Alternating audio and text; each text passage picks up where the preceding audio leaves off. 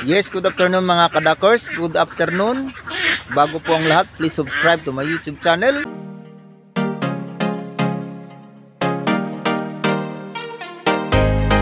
Dak33. Paki-hit naman ang notification bell upang updated kayo sa mga video ko pang may upload. Mga kadakers, pang samantala po muna tayong lilipat sa kabilang creek dahil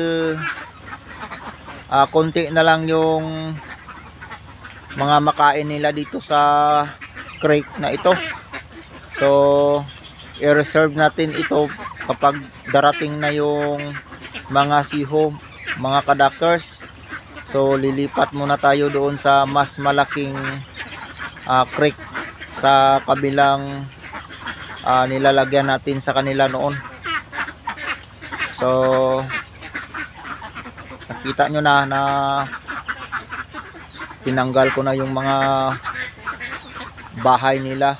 So yung isang bahay ng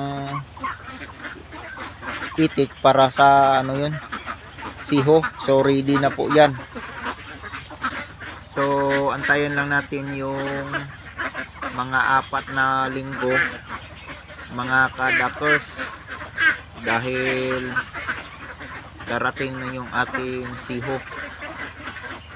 So lilipat muna tayo doon sa kabila para yung malalaking itik natin ay hindi gaano papayat at hindi rin masyadong magastos, dahil sa kung dyan natin ilagay sa creek na yan, maliit na lang yung savings ng puhol dyan. So pagdating ng siho, tayo po'y babalik muli dito ng mga 2 o 3 linggo bago tayo aalis, bago tayo lalabas doon sa area, kasi tag-anina sa darating na Marso mga 30 ganon. So lilipat na tayo doon sa may mga area na ani na. So panahon na sa ating harvest, tapos na rin sila maglugon mga kadakers, at panahon na po natin na tayo na po'y siservisyuhan ng mga alaga natin. Sa ngayon tayo pa ang nagserbisyo sa kanila sa kanilang pagkain. Sa pagdating ng makalabas na sila, so wala na tayong hassle sa pagkain, sila na ang kusang loob maghanap ng pagkain nila, at sila rin ang magbigay sa atin ng pera. Sa ngayon bubuhayin lang natin sila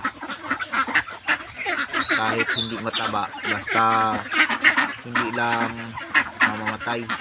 So ganyan lang ang ating diskarte mga kadakers, para hindi po tayo makagastos ng malaki.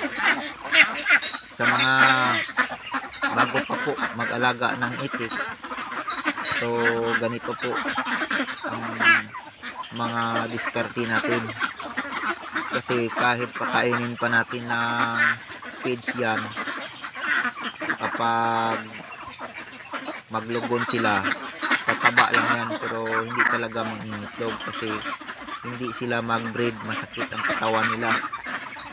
So ganyan ang diskarte ng pag-alaga ng itik. Shout out sa mga OFW sa Canada, Saudi Arabia, Kuwait. So hanggang dito lang muna mga kadakers. Thank you very much.